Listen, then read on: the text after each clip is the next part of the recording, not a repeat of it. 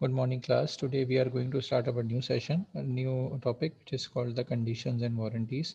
Whosoever already taken my previous classes, they know how to try to. I try to be simple on my all slides. Being a law is a boring subject, I try to be make it or more interesting with my good examples. However, conditions and warranties को मैं आपको teach करने से पहले मैं एक छोटा सा आपको एक concept दे देता हूँ. It is for a short term. However, I'm going to change the concept or give the example whichever I'm going to give right now in very soon. Okay, conditions and warranties. The word warranties को पहले मैं लेता हूँ. Whenever we are going to buy any kind of electronic appliances, either we go to buy a mobile phone or a washing machine or blah blah blah thing, we do have a sort of warranty card. ठीक है जी. उस warranty card में चीज़ें आपके पास mention होती हैं. The thing which is mentioned in the shape of conditions, वो चीज़ें जिस पे वो covered है या नहीं है. For example, मोबाइल की अगर हम एग्जांपल लेते हैं तो उसमें लिखा होता है कि बैटरी अगर फूल गई तो जो उसमें कोई वारंटी नहीं होगी. हाउएवर अगर कोई सिस्टमेटिक इश्यूज़ हैं, ऑपरेटिंग सिस्टम में अगर कोई प्रॉब्लम आता है तो उसमें आपको वारंटी क्लेम होगा. फॉर टाइम बीइंग दिमाग में ये रखें. Now we try to read what the conditions and warranty says as per sales tech sorry, Sales of Goods Act 1930. uh, let's read out what is the introduction of condition of warranty. As we already know कि हम sales of goods act पढ़ रहे हैं. यहाँ पे जितनी भी चीज़ें हैं वो सेल्स ऑफ गुड्स के बारे में ही जो है रिगार्डिंग है. A contract, let's read. A contract of sales of goods contain various terms or stipulation regarding the quality, number one, the price, number two, the mode of payment, number three, number four, the delivery of goods, and the last is the time and performance and the place where the goods are to be sent, etc. etc. इसी point paragraph को हम ये 5 point जो हमने निकाले हैं इसको बहुत ही सिंपल वे में मैं आपको लेके चलता हूँ. Let's take now. अब आप दिमाग में कॉन्सेप्ट रखें. कोई भी ऑनलाइन स्टोर का, चाहे दराज हो, चाहे वो कोई भी आई शॉपिंग हो, ब्ला ब्ला ब्ला, जितनी भी चीज़ें हैं, whenever you are going to buy the product, ठीक है, इमीडिएटली आपके पास एक फॉर्म आ जाता है जिसमें आप जो है अपनी चीज़ें लॉग इन करते हो, अपनी डिटेल्स मेंशन कर देते हो, और सम हाउ ये डिटेल्स आप मेंशन जो कर रहे होते हो इसमें ये चीज़ें ऑलरेडी कवर्ड होती हैं. ये चीज़ें कहाँ से आई? अगेन लॉ ने हमें पढ़ाई, जो कि हम डेली रूटीन में एज एक फॉर्म फिल करना ही होता है, बट ये यहाँ से डिप्राइव होती हैं. तो अगेन जो भी आप प्रोडक्ट क्लिक करते हो बाय करने के लिए, तो प्राइस ऑब्वियसली उसमें मेंशन होता है. मोड ऑफ पेमेंट के बारे में जब आप फॉर्म पे जाते हो तो लिखा होता है कि COD मोड यानी कैश ऑन डिलीवरी पे आपको रखना है. थ्रू पेमेंट आप बैंकिंग क्रॉस चेक कर रहे हो या एडवांस पेमेंट कर रहे हो, थ्रू कार्ड कर रहे हो, थ्रू पेपॉल कर रहे हो, व्हाट्सएवर मीडिएटर आप यूज़ कर रहे हो, तो ये मीडिएटर का मोड है. डिलीवरी ऑफ गुड्स में आप खुद अपनी चीज़ें जो है ना मेंशन, वो सॉरी इनफैक्ट जो कंपनी है वो मेंशन करते हैं कि that goods has been is going to delivered in 24 to 48 hours, या 5 दिन या 8 दिन या 2 दिन. ठीक है, वो टाइम फ्रेम कंपनी इटसेल्फ अपना डिफाइन करती है. और last thing, performance and place where the goods are to be sent, मतलब वहाँ वो चीज़ जो हम डालते हैं कि जनाब ये प्रोडक्ट मुझे कहाँ चाहिए, मुझे घर पे चाहिए, अपने ऑफिस में चाहिए, या फ्रेंड्स के यहाँ पे चाहिए, और उससे रिलेटेड इतना कॉन्टैक्ट एटसेट्रा का मैं अब देखें, मैं आपको मैं ब्रीफ करता हूँ कि जो चीज़ इसमें मेंशन नहीं हुई है, जो कि रिलेटेड है. कॉन्टैक्ट नंबर हो गया आपका, कोई अदर कोई कॉन्टैक्ट नंबर हो गया, कोई नियरेस्ट लोकेशन हो गई जहाँ पे आपको डिलीवर्ड हो जाए, तो ये चीज़ें जो है आपका उसका पार्ट बनती हैं. अब इस चीज़ को अगेन मैं थोड़ा सा ऑनलाइन शॉपिंग से मैं थोड़ा सा एक अनदर एग्जांपल जाऊंगा. ऑनलाइन फूड डिलीवरी, आप कोई भी मल्टीनेशनल कंपनी, बल्कि अब तो खैर हर कोई लोकल भी जो है अपना फूड ऑनलाइन डिलीवर कर रहा होता है, तो सेम चीज़ें आप चिकन रोस्ट आपने पूछा कितने का है, कितने टाइम लगेगा, सेम चीज़ कॉपी पेस्ट यहाँ पे आ जाती हैं. अच्छा जी, अब यहाँ पे 2 चीज़ें हैं कि उसको समझना बहुत ज़रूरी है. स्टिपुलेशंस, सम ऑफ दीज़ स्टिपुलेशंस में be major and terms and a minor term. 2 तरह की चीज़ टर्म्स यहाँ पे आती हैं. Number 1, major terms are called conditions. जो चीज़ें कंडीशंस का पार्ट हैं वो मेजर टर्म कहलाएँगी, और जो माइनर चीज़ हैं वो आपका वारंटीज़ का पार्ट कहलाएँगी. ठीक है, अब ये 2 चीज़ें दिमाग में आप रखेंगे तो आपका जो है ईज़ी हो जाएगा अंडरस्टैंड करना. Let's quickly move to the definition. मैंने तो आपको इंट्रोडक्शन दिया कि अब section 12(2) of sales of goods act 1930 says condition is a stipulation essentials of the main purpose of the contract, मतलब अभी हमने पीछे मेजर और माइनर की बात की, इसमें हम स्टिपुलेशन की बात कर रहे हैं। Stipulation essentials the main purpose of the contract है, the breach of which give the right to treat the contract as repudiated. In other words, a condition is essential of a main purpose of the contract. ठीक है, conditions again main purpose of the contract है। Its non fulfilment causes irreparable losses to the aggrieved party, अगर उसकी fulfilment नहीं होती है तो agree party loss सफ़र करेगी। इन case of violation of a condition, अगर इसकी कंडीशन की वायलेशन होगी तो agree parties can cancel the contract. इसकी बहुत सिंपल सी एग्जांपल लेता हूँ, नीचे की एग्जांपल को मैं ब्रीफ नहीं करता हूँ, आपको मैं समझा दूंगा, समझ में आता है। पिज़्ज़ा हट कहता है कि जनाब मैं आपको जो है पिज़्ज़ा 45 आवर्स में डिलीवर कर दूंगा। समहाउ आपके पास वो 1.25 घंटे बाद आता है, 1 घंटे बाद आता है। अब अगेन उसकी नॉन फुलफिलमेंट हुई है, आप चाहे तो 50वें मिनट या 1 घंटे के अंदर जो है उसको फ़ोन करके बोल दो कि जनाब what's ever the time frame which you provided to me, it's going to be end now I do not need that food, so please keep your food in your own restaurant. ठीक है, और या फिर आप जो है आपके पास delivery person जो आता है वो आपके पास 1 घंटे बाद आ भी जाता है।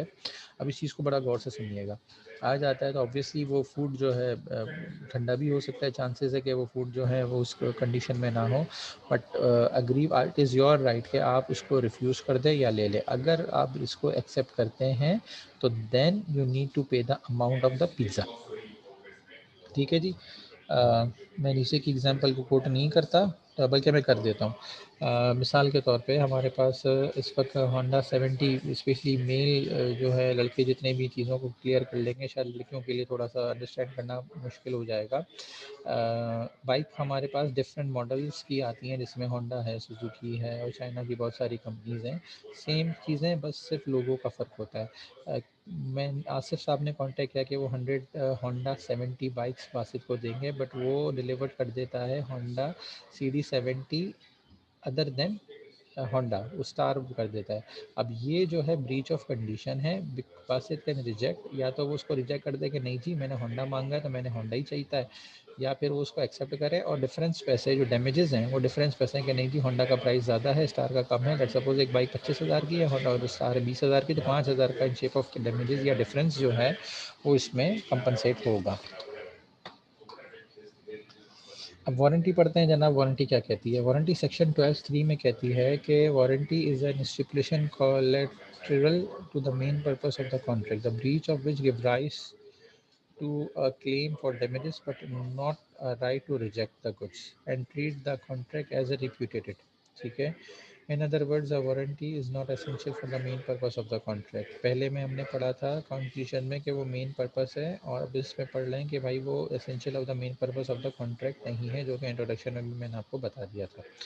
The breach of warranty give the injured party right to recover the damages only but not reject. ठीक है, पहले वाले में पिज़्ज़ा नहीं आया, या फिर ये कि डिलीवरी ए ब्रांड की पिज़्ज़ा हट का पिज़्ज़ा मांगा था, डोमिनोज़ का आ गया, तो मैं इसको जो है कंपनसेट करूँगा या फिर रिजेक्ट करूँगा। ठीक है, अब बात हो रही है कि पिज़्ज़ा तो आया है, ठीक है, बट अगेन पिज़्ज़ा जो है मैंने चिकन फहीता मांगा था, मेरे पास चिकन फहीता सिसिलियन आ गया। ठीक है, तो अब लेट्स सी नीचे क्या एग्जांपल कोट हुई है। अतीक में से deliver Bushra 100 iron at her showroom. ठीक है, बट वो डिलीवर्ड हो गई उसके घर पे। It is a breach of warranty, Bushra can claim damages. भाई उसने शोरूम में मांगी थी, घर पे हो गई। अब इस सिचुएशन पे या तो वो अगेन वाली बात है कि उसको कह दे कि भाई आप घर पे आके दे जाएं, आप शोरूम ना जाएं, या फिर अगर वो वहाँ डिलीवर कर देता है तो इसके डैमेजेस इन शेप ऑफ क्या डैमेजेस क्या होंगे, मतलब ट्रांसपोर्टेशन और लेबर लोडिंग अनलोडिंग जो लगेगी वो जो है उससे चार्ज कर लेंगे। तो ये जो है चीज़ें हैं, बट अगेन इसको रिजेक्ट नहीं करेंगे क्योंकि जो है मैंने आयरन तो मांगा ही था। ठीक है, तो ये चीज़ें जो है आपकी इसमें आ जाएंगी। बल्कि इनफैक्ट मैंने चिकन फजीता और सिसिलियन और वो चीज़ की एग्जांपल थोड़ी सी यहाँ पे मिसमैच हो रही है।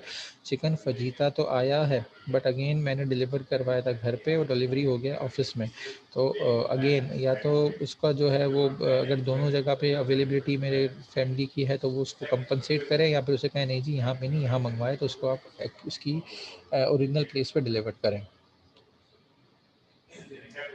अच्छा जी, कंडीशन एंड वारंटीज़ की जो है ना यहाँ पे कुछ केसेस हैं। ठीक है, वो अब हम एक वन बाय वन रीड करते हैं। सेक्शन 13(1), ठीक है, breach of a condition by the seller. अब यहाँ पे जो है सेलर पॉइंट ऑफ व्यू से बात करेंगे कि सेलर जो है मतलब मैं कोई गुड सेल कर रहा हूँ तो मेरे पॉइंट ऑफ व्यू से यहाँ पे क्या मेरी राइट्स क्रिएट होते हैं यहाँ पे। The breach of condition by the seller, मतलब मैं बेचने वाला हूँ और मैं उसको ब्रीच ऑफ कंडीशन करता हूँ। The right to the buyer rejects the goods, मतलब मेरा बायर जो है उसको रिजेक्ट कर सकता है, but he is not bound to do so. He may treat the breach of condition as a breach of warranty and accept the goods and claim the damages laid down in section 13(1).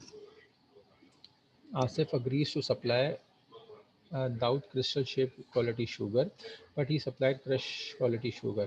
Daud can reject it. Daud may accept the crush quality sugar and claim damages। अगर बहुत से लोगों को पता हो, ये grocery लेने जाते हैं चीनी की, बल्कि चीनी को छोड़ के राइस पे आ जाते हैं। राइस की बहुत सारी कैटेगरी होती हैं, क्वालिटी होती हैं, सेला, बासमती और नाम टोटा चावल, लाल चावल, इस तरीके से हैं। मैंने डिमांड करी कि जनाब मुझे सेला चावल चाहिए, हाउएवर मुझे सेला चावल ही आया बट वो लो क्वालिटी का आया। तो अगेन वहाँ पे जो है मैं उसको एक्सेप्ट करूँगा क्रश क्वालिटी, और जो है उसके क्लेम डैमेजेस कर दूंगा कि भाई इसका डिफरेंस भी दो और मेरा जो डील थी वो हर्ट हुई है उसको थोड़ा सा मुझे कंपनसेट करके दो। Acceptance of goods by buyer, मतलब अब बायर की बात हो रही है कि इसको एक्सेप्टेंस करता है। सेक्शन 13(2) कहता है कि when the buyer has accepted the goods he can not reject them but can claim damages. If the buyer has accepted only part of goods of the contract is indivisible, he will have to accept the remaining part also, but is divisible contract he can reject the remaining goods if he has accepted only part thereof। ठीक है, example से समझने की कोशिश करते हैं कि Junaid contract करता है कि सेल करेगा राजू को हॉर्न्स, हॉर्न्स यानी वो कार में और व्हीकल में जो हॉर्न्स लगाए जाते हैं। The horns were delivered into 19 boxes by instalment. Raju accept एक बॉक्स करता है और बाकी ये कहता है कि भाई इसको मैं रिजेक्ट करता हूँ क्योंकि वो डेंटेड है। इन शेप जुनेद जो है वो सूट कर सकता है प्राइस फॉर ऑल हॉर्न्स का। अगेन हेल्ड वर्ड यूज़ हुआ है तो held the Raju could reject, Raju जो है इसको रिजेक्ट कर सकता है। जुनेद ने कहा कि नहीं जी ऐसा नहीं है कि आपने 19 बॉक्स हैं आप पूरी की पेमेंट करो। उसने कहा कि नहीं जी जितने की पे हॉर्न जो सही है मैं उसी की पे ऑफ करूँगा, इसके बगैर जो आपकी चीज़ें डेंटेड हैं उसको मैं पे ऑफ नहीं करूँगा। तो अगेन यहाँ पे जो है फेवर पे ऑप्शन ऑफ द बायर पे चीज़ें जाती हैं। अच्छा, अब हम आते हैं नेक्स्ट स्लाइड पे। इसको थोड़ा सा प्लीज़ समझिएगा। Again condition and warranties express भी होती हैं, इम्प्लाइड भी होती है। कुछ ऐसी चीज़ें होती हैं जिसमें जो है कंडीशन एंड वारंटीज़ जो इंक्लूड होती हैं कॉल्ड एक्सप्रेस लिखी हुई होती हैं, और कुछ जो हैं वो आपकी जो है प्रज्यूम की जाती हैं कि मेंशन नहीं भी हुई है तो लॉ उसको अल्टीमेटली कहीं ना कहीं प्रोडक्ट को जो है कवर कर रहा होता है, तो वो कम इम्प्लाइड कहती हैं। ठीक है, इम्प्लाइड कंडीशंस क्या हैं। अब कंडीशन एज टू टाइटल, अब हम बात कर रहे हैं टाइटल यानी कोई चीज़ सेल हुई है एज पर टाइटल। तो इसकी रीडिंग करते हैं। सेक्शन 14 सब सेक्शन ए कहता है कि it is implied condition that in a sale the seller has a right to sell goods and in an agreement to sell he will have to right to sell the goods at the time when the ownership is to pass. The seller has a right to sell the goods as the owner और owner's agent. Thus, if the seller title proves to be defective, the buyer can reject the goods and recover his price। ठीक है, अब reading को understand करने के लिए always example बहुत ज़रूरी है। एग्जाम्पल में कहते हैं कि जनाब अशोक ने गाड़ी परचेज़ करी बीना से, ठीक है, और अशोक ने कहा बीना को कि भाई ये गाड़ी मेरी है, मेरे नाम पे है और मैं इसका एब्सोल्यूट ओनर हूँ, टाइटल मेरे नाम पे है। बीना मज़े से अपने फ्रेंड्स के साथ कहीं दो दरिया पे खाना खाने जा रही थी। पुलिस ने दो दरिया में रोका और उसको कहा बीना मैम साहब ये गाड़ी जो आप चला रही हैं तो चोरी की गाड़ी है।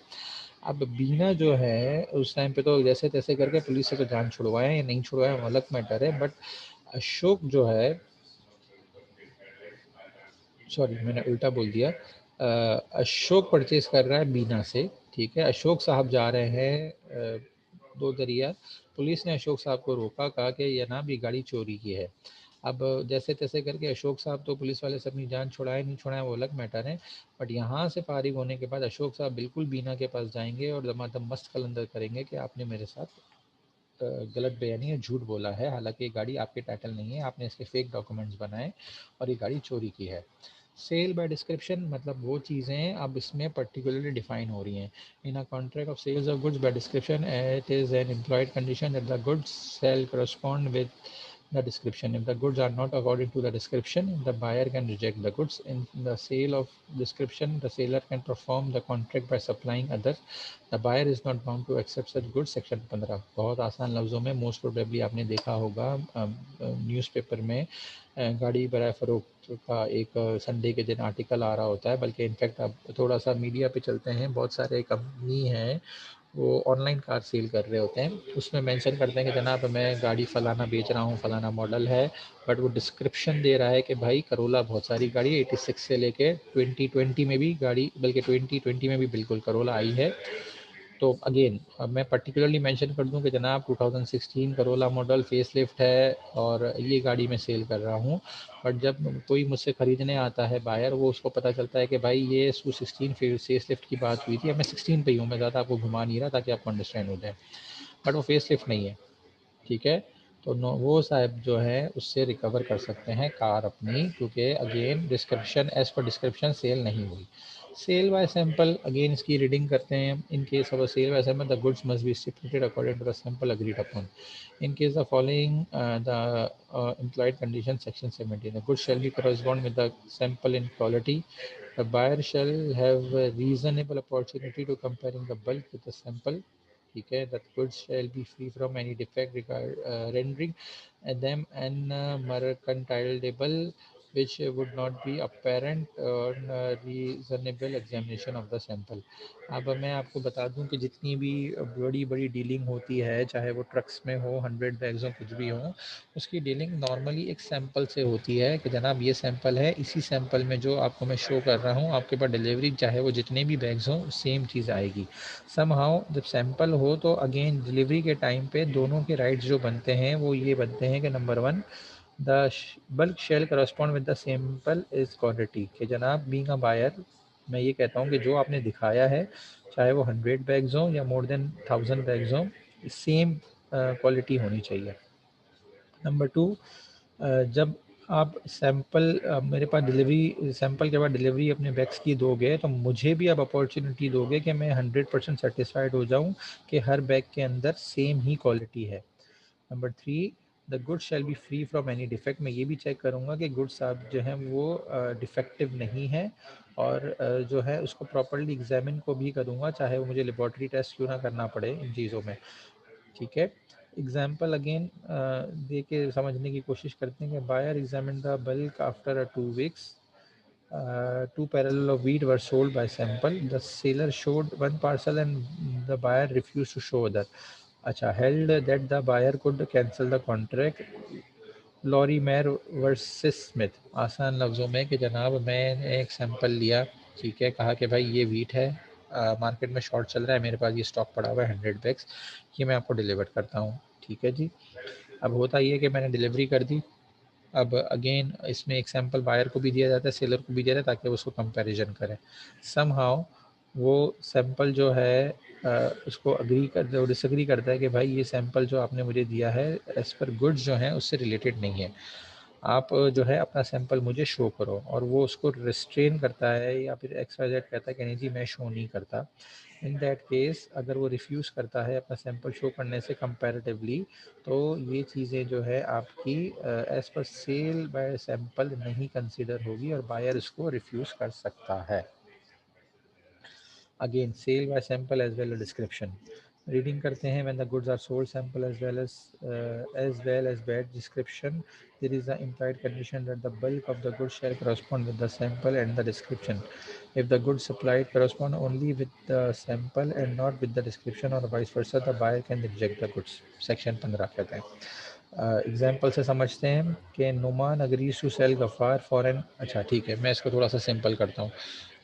मैंने चावल की एग्जांपल ली थी, यहाँ पे मैं थोड़ा सा प्रोडक्ट चेंज करता हूँ। आपको पता है कि we have many types of oil, एक तो व्हीकल में ऑयल डलता है, इंजन ऑयल होता है, एक गियर ऑयल होता है, बट हम वहाँ पे जो है मैकेनिकल ऑयल की बात नहीं करते हैं, हम वो जो है फूड ऑयल की बात करते हैं कि हमारे पास कनोला ऑयल है, सनफ्लावर ऑयल है और कोकोनट ऑयल है, ठीक है।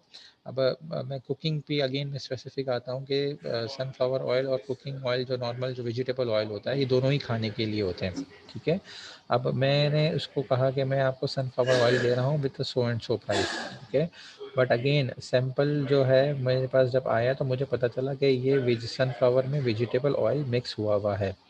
तो ये चीज़ अगेन कोर्ट में गई, कोर्ट ने कहा कि that the oil was not be accordant with the description, मतलब ये कि क्योंकि मिक्सिंग हुई है, डिस्क्रिप्शन पे मेंशन आपने नहीं किया था कि मिक्स है, आप कह रहे हो सनफ्लावर ऑयल है बट इसके अंदर आपने कुकिंग में वेजिटेबल ऑयल भी मिक्स करा हुआ है। अब बायर जो है इसको रिजेक्ट कर सकता है, let down in the case of Nichols versus Birds. Number 5, condition as to fitness of the quality. ठीक है, it is implied condition that the goods supplied by seller should be fit and the purpose with the buyer informed to the seller about the particular purpose for which the goods are required. There is an implied condition that the goods shall be reasonable fit for such purpose. The condition applied is for the requirement of the satisfied. Number A, the bulk should inform the buyer. Sorry, the buyer should inform the seller about the purpose of the goods. The buyer should rely on the seller's skills and judgment. Number C, the seller's business must be sell goods for the that type. Section 16, subsection 1. आसान लफ्ज़ों में हम जो हैं, चलें मैं थोड़ा सा boys again point of view से थोड़ा सा इनको जगाता हूँ कि मैं एक स्पेयर पार्ट ख़रीदने गया व्हीकल का, और मैंने कहा भाई मेरे पास फ़लाना गाड़ी है और ये जो है इसका मुझे पार्ट चाहिए, लेट्स सपोज हेडलाइट चाहिए। ठीक है जी, वो मुझे कहता है कि भाई कौन सा मॉडल है, मैंने कहा ये मॉडल है, फेस लिफ्ट है, ओल्ड जो है मॉडल है, उसने कहा ये ऑलरेड जो है फेस लिफ्ट है। अब वो जो मुझे लाइट प्रोवाइड कर रहा है तो मुझे उसके स्किल्स पे कॉन्फिडेंस होना चाहिए, क्योंकि वो इसी नेचर का काम करता है, डेली रूटीन अफेयर्स में इसके काम है।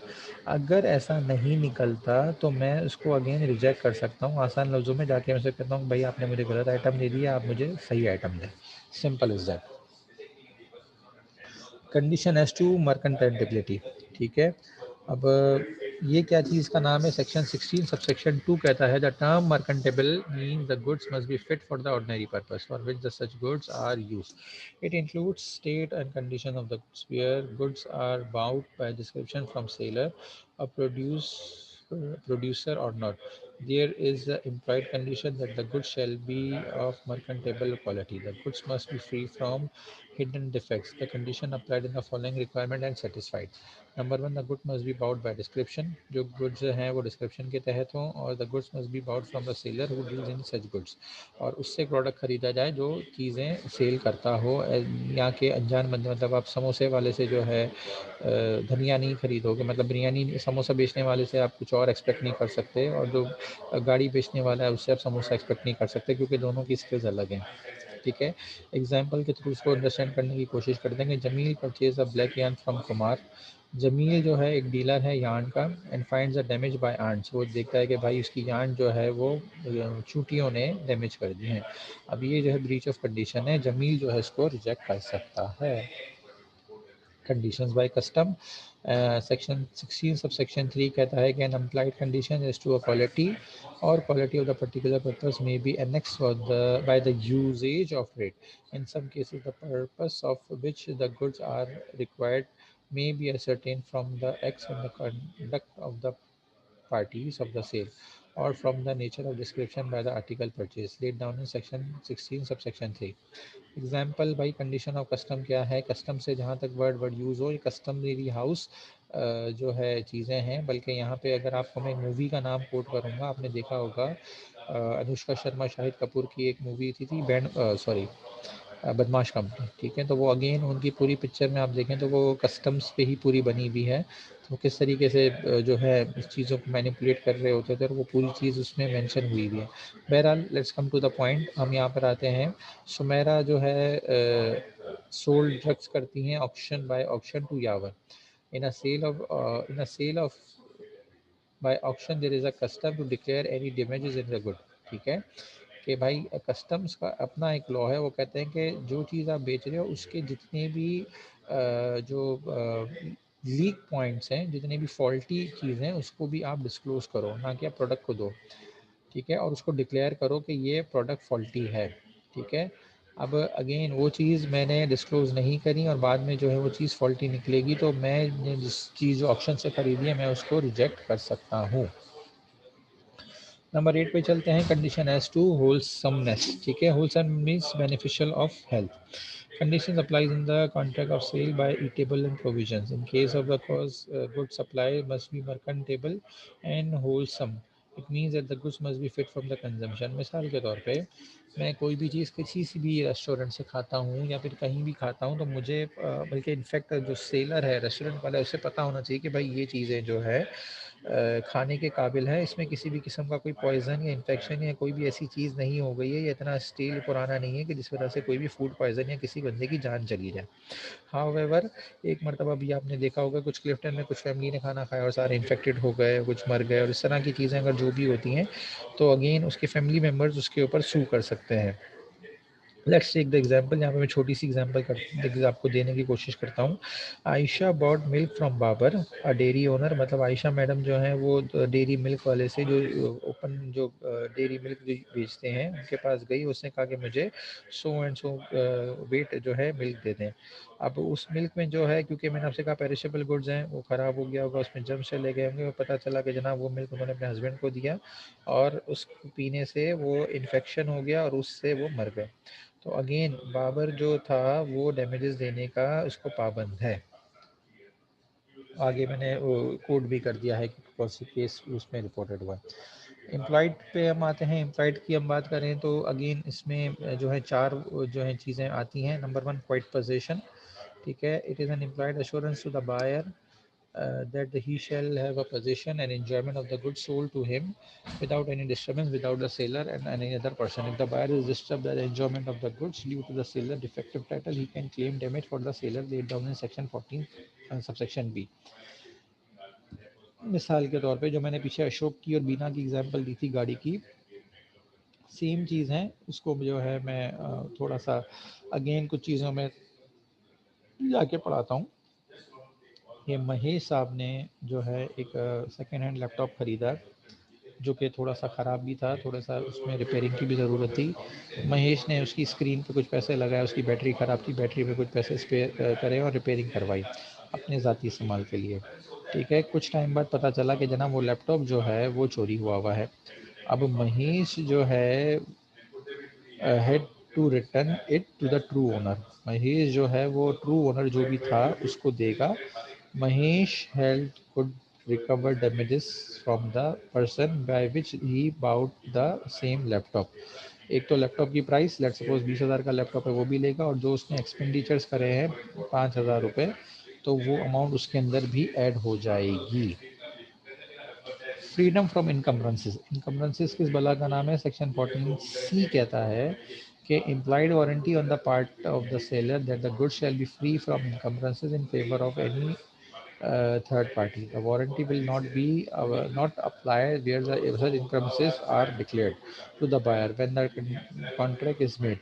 If the possession of the buyer is disturbed due to such charge in favor of the third party, he can claim damages। Example समझते हैं ताकि आपको इसकी रीडिंग भी सेक्शन 14C की आ जाए। जहरा जो है प्लेज करती हैं, मैंने अभी इससे अभी आज जो आपको पढ़ाया सेल्स ऑफ गुड्स एक्ट में भी मैंने आपको एक प्लेज वाला वर्ड यूज़ किया था, जहाँ पे मैंने आपको बैंक से इस चीज़ों को ब्रीफ किया था डेबिट वाली एग्जांपल पे।